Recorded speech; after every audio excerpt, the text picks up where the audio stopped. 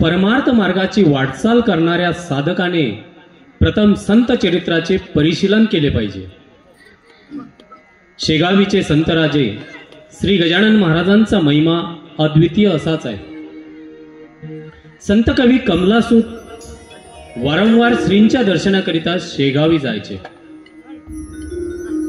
श्रींच्या मंदिराची भव्यता, नयनरम्यता आणि भावभक्तीने आल्हाददायक असा परिसर पाहून त्यांच्या मनमंदिरात हर्षाची कारंजी उडायची।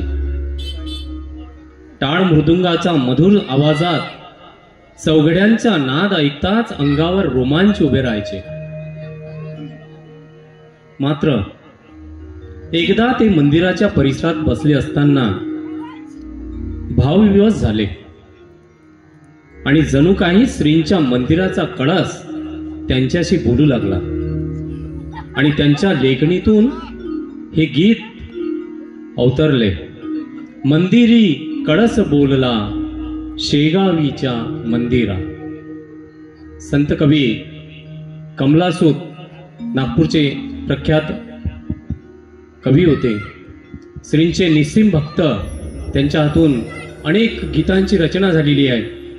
हृदयापासून रचलेले हे गीत सादर करतायत सुवर्णाताई नवले। मंदिरी कळस बोलला शेगावी मंदिरा।